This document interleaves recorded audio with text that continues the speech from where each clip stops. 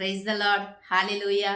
ಯೇಸುವೆ ಸ್ತೋತ್ರ, ಯೇಸುವೆ ವಂದನೆ, ಯೇಸುವೆ ಆರಾಧನೆ, ಯೇಸುವೆ ಮಹಿಮೆ. ಹೇಗಿದ್ದೀರಾ ಪ್ರಿಯರೇ? ಚೆನ್ನಾಗಿದ್ದೀರಾ ಅಂತ ನಂಬ್ತೀನಿ ಯೇಸು ನಾಮದಲ್ಲಿ. ಪ್ರಿಯರೇ, ಮೊನ್ನೆ ಒಂದು ಹುಡುಗಿ ಕಾಲ್ ಮಾಡಿ ನನಗೆ ಕೇಳಿದ್ಲು, ಸಿಸ್ಟರ್, ಯಾಕೆ ನಮಗೆ ಹೊಡೆತದ ಮೇಲೆ ಹೊಡೆತ, ಯಾಕೆ ನಮಗೆ ಹೀಗಾಗುತ್ತೆ? ಪ್ರಿಯರೇ, ನಾನು ಹೇಳೋದು, ಶಿಲ್ಬೆ ಹಾದಿ ಸಮಯದಲ್ಲಿ ಯೇಸು ಸ್ವಾಮಿ ಕೂಡ ಅನೇಕ ಸಾರಿ ಬೀಳ್ತಾರೆ. ನಾವು ಶಿಲ್ಬೆ ಹಾದಿ ಮಾಡುವಾಗ 14 ಸ್ಟೇಷನ್ಲಿ ನಾವು ನೋಡ್ತೀವಿ, 3 ಬಾರಿ ಬಿದ್ದು ಎದ್ದೇಳ್ತಾರೆ ಯೇಸು ಸ್ವಾಮಿ, ಶಿಲ್ಬೆ ಮರಣವನ್ನು ಅಪ್ಪುವ ಮೊದಲು. ಆದರೆ ನಮಗೆ ಗೊತ್ತಿಲ್ಲ 3 ಬಾರಿನ ಅಂತ, ಆದರೆ ಹಿಸ್ಟ್ರಿ ಹೇಳುತ್ತೆ 3 ಬಾರಿ. ಆದರೆ ತುಂಬ ಸಲ ಬಿದ್ದಿರ್ಬೋದು, ಹೊಡೆಯುವಾಗ, ತಳ್ಳಲ್ಪಟ್ಟಾಗ, ಬೀಳುವಾಗೆ ಆಗಿರ್ಬೋದು, ಬೀಳಕ್ಕೆ ಹೋಗಿ ಹೀಗೆ ಅವರು ಸ್ಟ್ರಾಂಗ್ ಆಗಿ ನಿಂತ್ಕೊಂಡು ಎದ್ದಿರ್ಬೋದು, ಏನೇನೋ ನಡೆದಿರ್ತದೆ ಅಲ್ವಾ. ಅಂದರೆ ಬಿದ್ದಾಗೆಲ್ಲ ಅವರು ಸ್ಟ್ರಾಂಗ್ ಆಗಿ ಎದ್ದೇಳ್ತಾರೆ. ಶಿಲುಬೆ ಅಂದರೆ ಜಯದ ಚಿಹ್ನೆ, ಜಯದ ಸಂಕೇತ.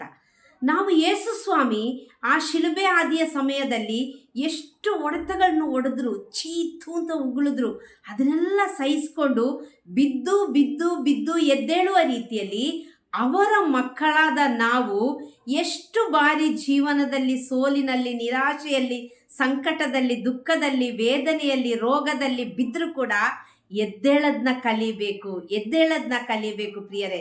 ಹೌದು ಪ್ರಿಯರೇ, ನಾವು ಬೀಳುವ ಮಕ್ಕಳಲ್ಲ, ಏಳುವ ಮಕ್ಕಳು. ನಮಗೆ ಮಾತ್ರ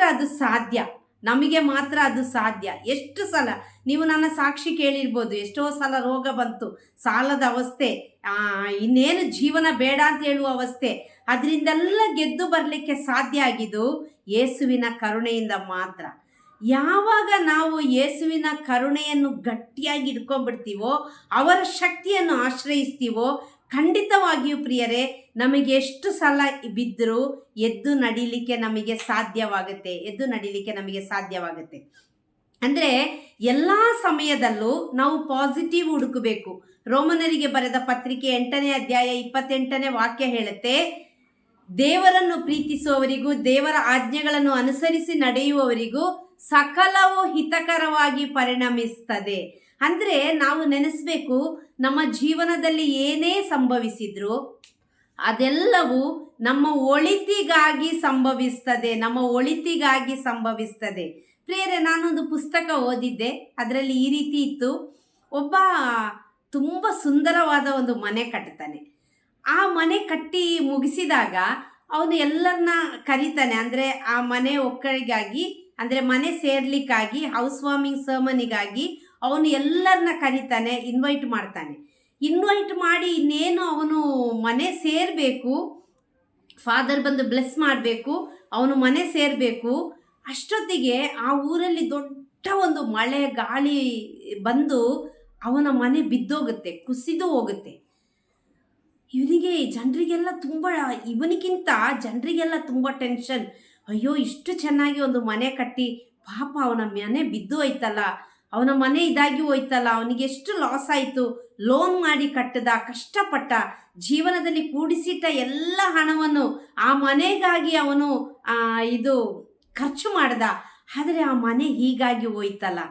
ಎಲ್ಲರಿಗೂ ತುಂಬ ಟೆನ್ಷನ್ ಆಯಿತು. ಎಲ್ಲರೂ ಅವನ ಕನ್ಸೋಲ್ ಮಾಡೋಕ್ಕೆ ನೋಡ್ತಿದ್ದಾರೆ, ಪರವಾಗಿಲ್ಲ ಹೋಗ್ಲಿ ಬಿಡು. ಆದರೆ ಇವನೇನು ಮಾಡ್ತಿದ್ದಾನೆ ಅಂದರೆ, ಜನರಿಗೆಲ್ಲ ಲಡ್ಡು ಹಂಚ್ತಾ ಇದ್ದಾನೆ, ಸ್ವೀಟ್ ಹಂಚ್ತಾ ಇದ್ದಾನೆ. ಜನರು ಕೇಳಿದ್ರು, ಇವನಿಗೇನು ಒಂದು ಸುತ್ತು ಕಮ್ಮಿನಾ, ಇವನು ಯಾಕೆ ಹಿಂಗೆ, ಏಕೆ ಇವನು ಹೀಗೆ? ಮನೆ ಬಿದ್ದೋಯ್ತು, ಮನೆ ಕುಸಿದು ಹೋಯ್ತು, ಸುಂದರವಾದ ಮನೆ, ಲಕ್ಷಾಂತರ ರೂಪಾಯಿ ಖರ್ಚು ಮಾಡಿ ಕಟ್ಟಿದ ಮನೆ ಬಿದ್ದೋಗಿದೆ. ಇವನು ದುಃಖ ಪಡೋದು ಬಿಟ್ಟು, ವ್ಯಥೆ ಪಡೋದು ಬಿಟ್ಟು, ಗೋಳಾಡೋದು ಬಿಟ್ಟು ಇವನು ಸ್ವೀಟ್ ಹಂಚ್ತಾ ಇದ್ದಾನೆ. ಆಗ ಒಬ್ಬರು ಬಂದು ಕೇಳ್ತಾರೆ, ಆ ಊರಿನ ಹಿರಿಯರೊಬ್ಬರು ಬಂದು ಕೇಳ್ತಾರೆ, ಅಲ್ಲ ಮರೆಯ, ನೀನು ಇಷ್ಟು ಚೆನ್ನಾಗಿರುವ ಒಂದು ಮನೆ ತಿಂಗಳುಗಟ್ಟಲೆ ಕಷ್ಟಪಟ್ಟು ನೀನು ಎಷ್ಟೋ ವರ್ಷದಿಂದ ಕೂಡಿಟ್ಟ ನಿನ್ನ ಆದಾಯ ಎಲ್ಲ ನೀನು ಅದಕ್ಕೆ ವ್ಯಯ ಮಾಡಿ ನೀನು ಕಟ್ಟಿದ ಮನೆ ಕುಸಿದು ಹೋಯ್ತು, ಬಿದ್ದು ಹೋಯ್ತು, ಈಗ ನೀನು ಸ್ವೀಟ್ ಹಂಚ್ತಾ ಇದ್ದೀಯಲ್ಲ. ಅವನು ಹೇಳ್ತಾನೆ, ನಾನು ದೇವರಿಗೆ ಥ್ಯಾಂಕ್ಸ್ ಹೇಳ್ತೀನಿ. ದೇವರಿಗೆ ಗೊತ್ತಿಲ್ಲದೆ ನಮ್ಮ ಜೀವನದಲ್ಲಿ ಏನೂ ಸಂಭವಿಸೋದಿಲ್ಲ. ದೇವರಿಗೆ ಗೊತ್ತಿಲ್ಲದೆ ನನ್ನ ಜೀವನದಲ್ಲಿ, ನನ್ನ ಕುಟುಂಬ ಜೀವನದಲ್ಲಿ ಏನೂ ಸಂಭವಿಸೋದಿಲ್ಲ. ಈ ಮಳೆ ಗಾಳಿ ನಾನು ಮನೆ ಸೇರಿದ ಮೇಲೆ, ನಾನು ನನ್ನ ಹೆಂಡತಿ ಮಕ್ಕಳೆಲ್ಲ ಮನೆಯಲ್ಲಿ ಮಲಗಿರುವ ಸಮಯದಲ್ಲಿ ಈ ಮಳೆ ಗಾಳಿ ಬಂದು ನನ್ನ ಮನೆ ಎಲ್ಲಾದರೂ ಕುಸಿದು ಹೋಗಿದ್ರೆ ಆ ಮನೆ ನಮ್ಮ ಮೇಲೆ ಬಿದ್ದು ನಾವು ನಮ್ಮ ಕುಟುಂಬ ಸಮೇತ ಸತ್ತು ಹೋಗ್ತಾ ಇದ್ವಿ, ಅಥವಾ ಗಾಯಗಳಾಗಿ ನಾವು ಸೀರಿಯಸ್ ಆಗ್ತಾ ಇದ್ವಿ. ಆದರೆ ದೇವರು ಎಷ್ಟು ಕರುಣಾಮಯಿ, ನಾವು ಇನ್ನು ಮನೆ ಸೇರಲೇ ಇಲ್ಲ, ಮನೆ ಸೇರುವ ಆ ದಿನ ರಾತ್ರಿನೇ ಮಳೆ ಗಾಳಿ ಬಂದು ಈ ರೀತಿ ಸಂಭವಿಸಿದೆ ಅಂದರೆ ನಮ್ಮ ಮೇಲೆ ದೇವರಿಗಿರುವ ಅಪಾರವಾದ ಪ್ರೀತಿ. ಒಂದೊಂದು ಸಲ ನಾವು ಬೀಳುವಾಗಲೂ ದೇವರು ಅವರ ಕರುಣೆಯಿಂದ ನಮ್ಮನ್ನು ರಕ್ಷಿಸ್ತಾರೆ. Praise the Lord. Hallelujah, hallelujah. ಎಷ್ಟು ಪಾಸಿಟಿವ್ ಥಿಂಕಿಂಗ್ ನೋಡಿ ಪ್ರಿಯರೇ. ನಾವಾದರೆ ಇರುವ ಎಲ್ಲ ಪ್ರೇಯರ್ ವಾರಿಯರ್ಸ್ಗೆ ಕಾಲ್ ಮಾಡಿ, ಅಯ್ಯೋ ಹೀಗಾಯಿತು, ಪ್ರೇಯರ್ ಮಾಡಿ, ನಮಗೆ ಲಾಸ್ ಆಯಿತು, ನಮಗೆ ಬ್ಯಾಂಕ್ ಸಾಲ ಇದೆ, ಕೈ ಸಾಲ ಇದೆ, ನಾವು ಕಟ್ಟಿದ ಮನೆ ಹೀಗಾಯಿತು ಅಂತೇಳಿ ನಾವು ಗೋಳಾಡ್ತಾ ಇದ್ವಿ. ಆದರೆ ಆ ವ್ಯಕ್ತಿ ಗೋಳಾಡಲಿಲ್ಲ, ಕೂಗಾಡಲಿಲ್ಲ, ಕಿರ್ಚಾಡಲಿಲ್ಲ. ಅವನು ಸಿಹಿ ಹಂಚಿ ಹೇಳ್ತಾನೆ, ನನ್ನ ದೇವರಿಗೆ ಗೊತ್ತಿಲ್ಲದೆ ನನ್ನ ಜೀವನದಲ್ಲಿ ಏನು ಸಂಭವಿಸಲ್ಲ, ನನ್ನನ್ನು ನನ್ನ ಹೆಂಡತಿ ಮಕ್ಕಳನ್ನು ನನ್ನ ದೇವರು ಆ ಅಪಾಯದಿಂದ ಕಾಪಾಡಿದ್ರು, ನಮಗೆ ಜೀವ ಕೊಟ್ಟರು. ನಾವು ಇಡೀ ಲೋಕವನ್ನು ಸಂಪಾದನೆ ಮಾಡಿದ್ರು, ನಮ್ಮ ಜೀವ ನಷ್ಟಪಟ್ಟು ಹೋದರೆ ಏನು ಪ್ರಯೋಜನ? ಮತ್ತಾಯ 16:26 ವಾಕ್ಯ ಹೇಳಿ ಅವನು ಹೇಳ್ತಾನೆ, ನನಗೆ ಈ ಮನೆ ಇರ್ಬೋದು, ಇನ್ನು ನಾನು 10 ಮನೆ ಬೇಕಾದರೆ ಕಟ್ಬೋದು, ಆದರೆ ನನ್ನ ಹೆಂಡತಿಯ ಮಕ್ಕಳ ಪ್ರಾಣ ಹೋದರೆ ಮತ್ತೆ ನಮಗೆ ಅದು ವಾಪಸ್ ಸಿಗುತ್ತಾ? Price the Lord. Hallelujah, hallelujah. ನೋಡಿ ಪ್ರಿಯರೇ, ಎಂಥ ಪಾಸಿಟಿವ್. ನಮ್ಮ ಜೀವನದಲ್ಲಿ ಕೂಡ ನಾವು ಹಾಗೇ ನೆನೆಸಬೇಕು. ಎಷ್ಟೋ ಸಲ ನಮಗೆ ಲಾಸ್ ಆಗುತ್ತೆ, ಬಿಸ್ನೆಸ್ ಲಾಸ್ ಆಗುತ್ತೆ, ನಮ್ಮ ಕೆಲಸ ಕಾರ್ಯಗಳಲ್ಲಿ ನಷ್ಟ ಉಂಟಾಗುತ್ತೆ, ನಮ್ಮ ಜೀವನದಲ್ಲಿ ಏನೆಲ್ಲ ನಾವು ಕಳ್ಕೊಳ್ತೀವಿ. ಪ್ರತಿ ಸಲ ಕಳ್ಕೊಂಡಾಗಲೂ ನಾವು ನೆನೆಸಬೇಕು, ಇದಕ್ಕಿಂತ 10 ಪಟ್ಟು ಒಳಿತಾದದನ್ನು ನಮ್ಮ ಜೀವನದಲ್ಲಿ ದೇವರು ನಮಗೆ ದಯಪಾಲಿಸ್ತಾರೆ. ಏಕೆಂದರೆ ಶಿಲುಬೆ ಮರಣ ಇಲ್ಲದಿದ್ದರೆ ನಮಗೆ ರಕ್ಷಣೆ ಇರ್ತಿರ್ಲಿಲ್ಲ. ಶಿಲುಬೆ ಮರಣ ಇಲ್ಲದಿದ್ದರೆ ನಾವು ಸೈತಾನನ ಬಂಧನದಿಂದ ಬಿಡುಗಡೆ ಆಗ್ಲಿಕ್ಕೆ ಆಗ್ತಿರ್ಲಿಲ್ಲ. ಮರಣವನ್ನು, ಲೋಕವನ್ನು ಯೇಸು ಜಯಿಸಿದ ಕಾರಣ ಅವರು ಪುನರುತ್ಥಾನದ ಯೇಸು ಆಗಿ ಇವತ್ತು ಜೀವಿಸುವ ದೇವರಾಗಿದ್ದಾರೆ. ನನ್ನೊಂದಿಗೆ ನಿನ್ನೊಂದಿಗೆ ಜೀವಿಸುವ ದೇವರಾಗಿದ್ದಾರೆ. ಶಿಲುಬೆ ಮರಣ ಅಂತ್ಯವಲ್ಲ. ಕಷ್ಟಗಳು, ದುಃಖಗಳು, ನೋವುಗಳು, ನಿರಾಶೆಗಳು, ಸೋಲುಗಳು ಯಾವುದು ನಮ್ಮನ್ನು ಕುಗ್ಗಿಸ್ಲಿಕ್ಕೆ ಸಾಧ್ಯ ಇಲ್ಲ ಪ್ರಿಯರೇ, ನಮ್ಮನ್ನು ಬೀಳಿಸ್ಲಿಕ್ಕೆ ಸಾಧ್ಯ ಇಲ್ಲ. ನಾವು ಎದ್ದು ನಿಲ್ಲುವ ಮಕ್ಕಳು. ನೋಡಿ, KFC ಚಿಕನ್ ನಾವೆಲ್ಲರೂ ತುಂಬ ಇಷ್ಟಪಟ್ಟು ತಿಂತೀವಿ, ತುಂಬ. ಅದರಲ್ಲೂ ಮಕ್ಕಳಿಗೆ ಅಂತೂ ತುಂಬ ಇಷ್ಟ, ಪ್ರಿಯನೋ ಪ್ರಿಯ. ಅದರ ಓನರ್ ಅದನ್ನು ಕಂಡುಹಿಡಿಯುವಾಗ 1000 ಸಲ ಅವನು ಸೋತೋಗಿದ್ದ. ಎಷ್ಟೋ ಬಾರಿ ಆ ಮಸಾಲೆ ಕಂಡುಹಿಡಿಯುವಾಗ ಫೇಲ್ ಆಯಿತು. ಅವನ 65 ವಯಸ್ಸಲ್ಲಿ ರಿಟೈರ್ಮೆಂಟ್ ಆದಮೇಲೆ ಆ ಮಸಾಲೆನ ತಗೊಂಡು ಎಷ್ಟೋ ಬಿಸ್ನೆಸ್ ಮ್ಯಾನ್ಗಳ ಹತ್ರ ತೋರಿಸ್ತಾನೆ. ಇದೊಂದು ಡಿಫ್ರೆಂಟ್ ಆದ ಒಂದು ಮಸಾಲೆ, ಇದನ್ನು ಟ್ರೈ ಮಾಡಿ ನೋಡಿ. ಆದರೆ ಯಾರು ಅದನ್ನು ಒಪ್ಕೊಳ್ಳಲ್ಲ. ಆದರೆ ಇವನೇ ಅದನ್ನು ಸ್ಟಾರ್ಟ್ ಮಾಡ್ತಾನೆ ಪ್ರಿಯರೇ. ಆದರೆ ಅದು ಸ್ಟಾರ್ಟ್ ಮಾಡುವಾಗ ಅವನ ವಯಸ್ಸು 65. ಆದರೆ ಇವತ್ತು ಇಡೀ ಪ್ರಪಂಚ, KFC ಇಲ್ಲದ ಪ್ರಪಂಚದಲ್ಲಿ ಯಾವ ಸಿಟಿ ಕೂಡ, ಯಾವ ಪಟ್ಟಣ ಕೂಡ ಇವತ್ತು ಇಲ್ಲ ಅಂತ ನಾನು ಭಾವಿಸ್ತೇನೆ. ಎಲ್ಲ ಕಡೆ KFC ಇದೆ. ಆ ಕೆಂಟಕ್ಕಿ, ಆ ಚಿಕನ್ ಫ್ರೈ, ಅದನ್ನು ಎಲ್ಲರೂ ಇಷ್ಟಪಡ್ತಾರೆ. ಯಾಕೆ ಹೇಳಿ? ಅದರ ಟೇಸ್ಟ್. ಏಕೆಂದರೆ ಅದರ ಓನರ್ ಅಷ್ಟು ಸಲ ಸೋತು ಕೊನೆಯ ಬಾರಿ ಅವನು ಗೆಲ್ಲುವಾಗ, ಅವನು ಗೆದ್ದಾಗ ತುಂಬ ರುಚಿಕರವಾದ, ಪ್ರಪಂಚದಲ್ಲಿ ಯಾರು ಮಾಡಲಿಕ್ಕೆ ಆಗದಂತಹ ಒಂದು ಮಸಾಲೆಯನ್ನು ಅವನು ಕಂಡಿಡ್ದ.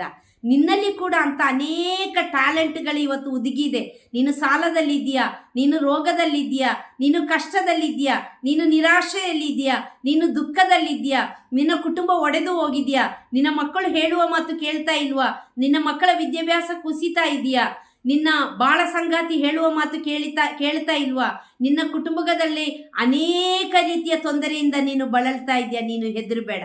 1 ಸಲ ನೀನು ಸೋತಿರ್ಬೋದು, 2 ಸಲ ನೀನು ಸೋತಿರ್ಬೋದು, 3 ಸಲ ನೀನು ಸೋತಿರ್ಬೋದು, 10 ಸಲ 100 ಸಲ ಸೋತರು ನೀನು ಭಯಪಡಬೇಡ, ಹೆದರಬೇಡ. ಮರಣ ಗೆದ್ದ ಯೇಸು ನನ್ನೊಂದಿಗೆ ನಿನ್ನೊಂದಿಗೆ ಇರುವಾಗ ನೀನು ಯಾಕೆ ಭಯಪಡ್ತೀಯ? ಮಗನೇ, ಯಾಕೆ ಭಯಪಡ್ತೀಯ? ಯೇಸು ಇದ್ದಾರೆ ನನ್ನ ಜೊತೆ, ನಿನ್ನ ಜೊತೆ. ಅವರು ಎಷ್ಟು ಸಲ ಬಿದ್ದರು, ಪುನಃ ಎದ್ರು. ಆ ಶಿಲುಬೆ ಮರಣದ ಕೊನೆ ಉಸಿರವರೆಗೆ ನನಗಾಗಿ ನಿನಗಾಗಿ ಹೋರಾಡಿದ್ರು. 3 ದಿನ ಪಾತಾಳದಲ್ಲಿ ಉದುಗಿದ್ದು 3ನೇ ದಿನ ಪುನರುತ್ತನಾಗಿ ಠುಶ್ ಅಂತ ಎದ್ದು ಬಂದರು. ಅದು ನನ್ನ ನಿನ್ನ ಯೇಸು. ಆ ಯೇಸುವಿನ ಮಕ್ಕಳು ನಾನು ನೀನು 1000 ಸಲ ಬಿದ್ದರು ಎದ್ದೇಳುವ ಮಕ್ಕಳು. ಬಿದ್ದಲ್ಲೇ ಬೀಳಬೇಡ, ಎದ್ದು ನಿಲ್ಲು. ಎದ್ದು ನಿಲ್ಲಕ್ಕೆ ಗಟ್ಟಿಯಾಗಿ ವಾಕ್ಯವನ್ನು ಹಿಡ್ಕೋ. ಆ ವಾಕ್ಯವಂತೆ ಜೀವಿಸಲಿಕ್ಕೆ ಟ್ರೈ ಮಾಡು. ಖಂಡಿತ ನಿನಗೆ ಸಾಧ್ಯ, ನನಗೆ ಸಾಧ್ಯ. ಖಂಡಿತ ನನಗೂ ನಿನಗೂ ಸಾಧ್ಯ. ಎಲ್ಲ ಸಮಯದಲ್ಲೂ ನಿನ್ನ ಉದ್ಧಾರ ಮಾಡಲಿಕ್ಕೆ ಈ ಲೋಕದಲ್ಲಿ ಯಾರಿಂದಲೂ ಸಾಧ್ಯ ಇಲ್ಲ. ಮನುಷ್ಯ ಕೊಟ್ಟರೆ ಅಲ್ಪ, ಯೇಸು ಕೊಟ್ಟರೆ ಅಧಿಕ, ದೇವರು ಕೊಟ್ಟರೆ ಅಧಿಕ. ಅವರು ಕೊಡುವಾಗ ಸ್ವರ್ಗದ ದ್ವಾರ ತೆರೆದು ತುಂಬಿ ತುಳುಕಿ ಅದಿಮಿ ಕುಲುಕಿ ವರಗಳಿಂದ ಫಲಗಳಿಂದ ಕೃಪಾ ವರಗಳಿಂದ ಆನಂದ ಆರೋಗ್ಯ ಅಭಿಷೇಕ ಆದಾಯ ಐಶ್ವರ್ಯ ಆಯುಷ್ಯ ಜಯದ ಆತ್ಮರಿಂದ ಕೊಡ್ತಾರೆ ಪ್ರಿಯರೇ. ಅವರು ಕೊಡುವಾಗ ಹಾಗೆ ಅವರು ಕೊಡುವ ದೇವರು, ಅವರು ಒದಗಿಸುವ ದೇವರು, ಅವರು ಪೂರೈಸುವ ದೇವರು. ಆ ಯೇಸು ನಾಮದಲ್ಲಿ ನೀನು ಎದ್ದೇಳು. ಈಗ ಪ್ರಬೋಧನೆ ಮಾಡುವ ನನಗೂ ಏನು ಕಷ್ಟ ಇಲ್ಲ, ದುಃಖ ಇಲ್ಲ ಅಂತಿಲ್ಲ. ಎಷ್ಟೋ ಸಲ ಬರುತ್ತೆ, ಸಂಕಟಗಳು ಬರುತ್ತೆ, ಎಷ್ಟೋ ನಿಂದೆ ಅಪಮಾನಗಳು ಬರುತ್ತೆ, ನೋವುಗಳು ಬರುತ್ತೆ, ನಿರಾಶೆಗಳು ಬರುತ್ತೆ, ಸೋಲುಗಳು ಬರುತ್ತೆ. ಆದ್ರೆ ನಾ ಭಯಪಡಲ್ಲ. ಏಕೆಂದ್ರೆ ನನ್ನ ಯೇಸು ನನ್ನ ಜೊತೆಗೆ ಇದ್ದಾರೆ. ನನ್ನ ಯೇಸು ಮರಣವನ್ನು ಗೆದ್ದ ಯೇಸು, ಮೃತ್ಯುಂಜಯನಾದ ಯೇಸು, ಜೀವಿಸುತ್ತಿರುವ ಯೇಸು, ಅಡ್ರೆಸ್ ಕೊಟ್ಟು ಹೋದ ಯೇಸು. ಆ ಯೇಸು ಪ್ರತಿ ದಿನವೂ ಪ್ರತಿ ಕ್ಷಣವೂ ಒಂದೊಂದು ನಿಮಿಷವೂ ನನ್ನೊಂದಿಗೆ, ನನ್ನೊಳಗೆ, ನನ್ನ ಕುಟುಂಬದಲ್ಲಿ, ನನ್ನ ಮಕ್ಕಳಲ್ಲಿ, ನನ್ನ ಮಕ್ಕಳ ವಿದ್ಯಾಭ್ಯಾಸದಲ್ಲಿ, ನಮ್ಮ ಕೆಲಸ ಕಾರ್ಯದಲ್ಲಿ, ನಮ್ಮ ಸೇವಾ ಕಾರ್ಯದಲ್ಲಿ ಅವರಿರುವಾಗ ನಾನು ಭಯಪಡಲ್ಲ. ಆ ಯೇಸುವಿನ ಮಕ್ಕಳು ನೀವು ಕೂಡ. ನೀನು ಹಾಸಿಗೆಯಲ್ಲಿ ಮಲಗಿದ್ಯಾ, ಹೆದರಬೇಡ. ಮರಣವನ್ನು ಗೆದ್ದ ಯೇಸು, ಕುಂಟರನ್ನು, ಕುರುಡರನ್ನು, ಕುಷ್ಠರೋಗಿಗಳನ್ನು ಮುಟ್ಟಿ ಸೌಖ್ಯಪಡಿಸಿದ ಯೇಸು, ಸತ್ತ ಲಾಜರನಿಗೆ ಜೀವ ಕೊಟ್ಟ ಯೇಸು, ನಿನಗೆ ಜೀವ ಕೊಡಲಿಕ್ಕೆ, ನಿನಗೆ ಸೌಖ್ಯ ಕೊಡಲಿಕ್ಕೆ ಶಕ್ತನಾದ ಯೇಸು. ಆ ಯೇಸುವನ್ನು ಕೂಗಿ ಕರೆ, ಆ ಯೇಸುವನ್ನು ಗಟ್ಟಿಯಾಗಿ ಹಿಡ್ಕೋ. ವೈದ್ಯರಲ್ಲಿ ಘನವೈದ್ಯರಾದ ವೈದ್ಯರು ಅವರಿಗೆ ಅಸಾಧ್ಯವೆಂಬುದು ಯಾವುದೂ ಇಲ್ಲ. ನೀನು ಸಾಲದಲ್ಲಿದ್ದೀಯಾ, ಅವ್ರು ಹೇಳ್ತಾರೆ ಈ ಇಡೀ ಲೋಕ ಪ್ರಪಂಚ ಅವ್ರದ್ದು ಪ್ರಿಯರೇ. ಅವರು ಒಂದು ನುಡಿಯಿಂದ ಸರ್ವವನ್ನು ಸೃಷ್ಟಿ ಮಾಡಿದ ದೇವರು. ಅವರಿಗೆ ಗೊತ್ತು ನಿನಗೆ ಏನು ಕೊಡಬೇಕು, ಯಾವಾಗ ಕೊಡಬೇಕು, ಯಾರ ಮುಖಾಂತರ ಕೊಡಬೇಕು, ಅವರಿಗೆ ಗೊತ್ತು. ನೀನು ಪ್ರಾರ್ಥಿಸು.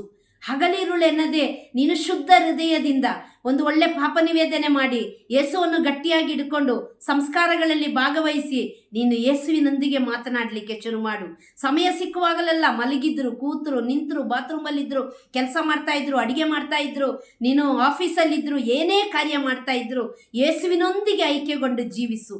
ಆ ಯೇಸುವಿನೊಂದಿಗೆ ಮಾತನಾಡು. ಒಂದೊಂದು ನಿಮಿಷವು ನೀನು ಏನು ಕೆಲಸ ಮಾಡಿದ್ರು ಯೇಸು ನಾಮದ ಮಹಿಮೆಗಾಗಿ ಮಾಡಲಿಕ್ಕೆ ಪ್ರಯತ್ನ ಪಡು.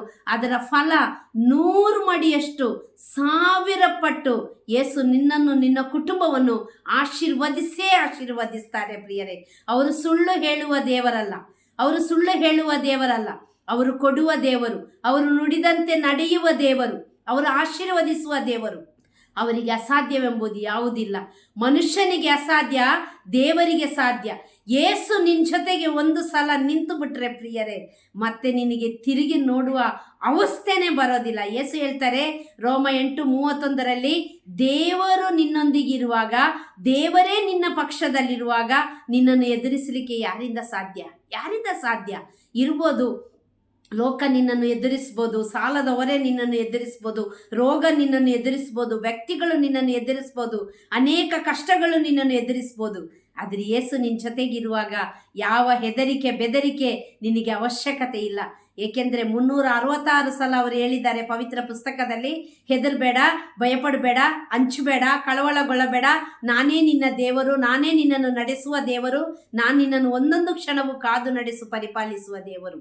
ಅವರು ಯಾವ ರೀತಿ ಕಾಪಾಡ್ತಾರೆ ಅಂತ ಹೇಳಿದರೆ, ಈಗ ನೋಡಿ, ಪಕ್ಷಿ ಫುಲ್ ಅದರ ಎಲ್ಲ ರೆಕ್ಕೆಗಳು, ಪುಕ್ಕಗಳು ಎಲ್ಲ ಕಿತ್ತು ಇನ್ನೇನು ಬಿದ್ದೋಗ್ತೀನಿ ಅಂತ ಇರುವಾಗ, ಇನ್ನೇನು ನಾನು ಬಿದ್ದೋಗ್ಬಿಡ್ತೀನೋ ಅಂತಿರುವಾಗ, ಯೇಸು ಅವರ ತ್ರಾಣವುಳ್ಳ ಹಸ್ತದ ಕೈಯಿಂದ ನಮ್ಮನ್ನು ಎತ್ತಿ ಹಿಡಿತಾರೆ ಪ್ರಿಯರೇ, ಎತ್ತಿ ಹಿಡಿತಾರೆ.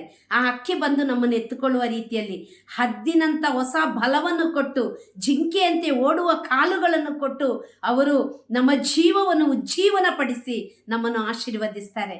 ಹೆದರಬೇಡಿ, ದಿನ ಪ್ರಾರ್ಥಿಸಿ. ನೀವು ಗಂಡ ಹೆಂಡತಿ ಮಕ್ಕಳ ತಲೆ ಮೇಲೆ ಕೈ ಇಟ್ಟು ಪ್ರಾರ್ಥಿಸಿ. ಗಂಡ ಹೆಂಡತಿ ಪರಸ್ಪರ ಮೊಣಕಾಲೂರಿ ಕೈಗಳನ್ನು ಮೇಲಕ್ಕೆತ್ತಿ ಪ್ರಾರ್ಥಿಸಿ. ಒಂದು ಮನಸ್ಸಿನಿಂದ ಪ್ರಾರ್ಥಿಸಿ, ಎಡೆಬಿಡದೆ ಪ್ರಾರ್ಥಿಸಿ. ದೇವರು ನಮ್ಮನ್ನು ಆಶೀರ್ವದಿಸ್ತಾರೆ ಪ್ರಿಯರೇ, ಆಶೀರ್ವದಿಸ್ತಾರೆ. ಬಿದ್ದರೂ ಎದ್ದು ನಡೀರಿ, ಹೆದರ್ಕೋಬೇಡಿ, ಯೇಸು ಇದ್ದಾರೆ. ಆತ್ಮಹತ್ಯೆ ಕುರಿತು ಎಲ್ಲ ಚಿಂತೆ ಮಾಡಬೇಡಿ. ಒಂದು ಸಲ ಹೋದ ಜೀವ ಮತ್ತೆ ಬರಲ್ಲ. ನೀನು ಒಂದು ಸಲ ಸತ್ತೋಗ್ಬಿಡ್ಬೋದು, ಆದರೆ ಬೇರೆ ಅದ್ರ ಜೊತೆ ಕಷ್ಟಪಡುವವರು ತುಂಬ ಮಂದಿ ಇದ್ದಾರೆ. ಕಣ್ಣುಗಳನ್ನ ಮುಚ್ಚಿ ಎದೆ ಮೇಲೆ ಕೈ ಇಟ್ಟು ಯೇಸುವೆ ಸ್ತೋತ್ರ, ವಂದನೆ, ಆರಾಧನೆ, ಮಹಿಮೆ ಸ್ವಾಮಿ. ಈ ವಿಡಿಯೋ ವೀಕ್ಷಿಸುವ ಸರ್ವ ಮಕ್ಕಳು ಆಶೀರ್ವದಿಸಲ್ಪಡುವುದಕ್ಕಾಗಿ ಸ್ತೋತ್ರ. ಕೇಡುಗಳೆಲ್ಲ ಬಿಟ್ಟು ಹೋಗಿದ್ದಕ್ಕಾಗಿ ಸ್ತೋತ್ರ. ಸ್ವರ್ಗದ ದ್ವಾರ ತೆರೆದು ತುಂಬಿ ತುಳುಕಿ ಅದುಮಿ ಕುಲುಕಿ ನೀವು ಆಶೀರ್ವದಿಸುವ ದೇವರು ಸ್ವಾಮಿ, ಅದಕ್ಕಾಗಿ ಸ್ತೋತ್ರ ಯೇಸುವೆ. ಆರೋಗ್ಯ ನೀಡುವುದಕ್ಕಾಗಿ ಸ್ತೋತ್ರ, ಅಭಿಷೇಕ ನೀಡುವುದಕ್ಕಾಗಿ ಸ್ತೋತ್ರ, ಐಶ್ವರ್ಯದಿಂದ ತುಂಬಿಸುವುದಕ್ಕಾಗಿ ಸ್ತೋತ್ರ, ಎಲ್ಲ ಕಷ್ಟಗಳು ಪರಿಹಾರವಾಗುವುದಕ್ಕಾಗಿ ಸ್ತೋತ್ರ. ಹೃದಯದ ಬೇಡಿಕೆ, ಕೋರಿಕೆಗಳು, ಆಸೆ, ಆಕಾಂಕ್ಷೆಗಳು ಯೇಸುವೆ ನಿಮ್ಮ ನಾಮದ ಬಲದಲ್ಲಿ, ನಾಮದ ಶಕ್ತಿಯನ್ನು ಈಡೇರಿಸುವುದಕ್ಕಾಗಿ ಸ್ತೋತ್ರ ಸ್ವಾಮಿ. ಯೇಸುವೆ ನಿಮ್ಮ ರಕ್ತದಲ್ಲಿ ತೊಳೆದು ಶುದ್ಧೀಕರಿಸಿ, ಆತ್ಮರಿಂದ ಅಭಿಷೇಕಿಸಿ, ನಿಮ್ಮ ವಾಗ್ದಾನಗಳಿಂದ ತುಂಬಿಸಿ, ಯೇಸುವೆ ನಿಮ್ಮ ಕರುಣೆಯಿಂದ ಅನುಗ್ರಹಿಸಿ ಆಶೀರ್ವದಿಸಿ, ನಿಮ್ಮ ರೆಕ್ಕೆಯ ಕಕ್ಷೆಯ ನೆರಳಿನಡಿಯಲ್ಲಿ ಒದಗಿಕೊಳ್ಳುವ ಕೃಪೆಯನ್ನು ದಯಪಾಲಿಸುವುದಕ್ಕಾಗಿ ಸ್ತೋತ್ರ. ಅಮ್ಮ ಮಾತೆಯ ಒಂದೊಂದು ನಿಮಿಷವೂ ಮಧ್ಯಸ್ಥಿಕೆ ವಹಿಸಿ ಪ್ರಾರ್ಥಿಸಿರಿ ತಾಯಿಯೇ. ತಂದೆಯಾದ ದೇವನೇ, ಯೇಸು ನಾಮದಲ್ಲಿ ಬೇಡಿದನ್ನು ಹೊಂದಿಕೊಂಡಿದ್ದೇವೆ ಎಂದು ವಿಶ್ವಾಸಿಸ್ತೇವೆ ನಮ್ಮ ಜೀವವುಳ್ಳ ತಂದೆಯೇ. ಆಮೇನ್, ಆಮೇನ್, ಆಮೇನ್. ನಿಮ್ಮ ಸಹೋದರಿ ಮಂಜುಳಾ ಜಾಯ್, ಪ್ರೊಲೈಫರ್.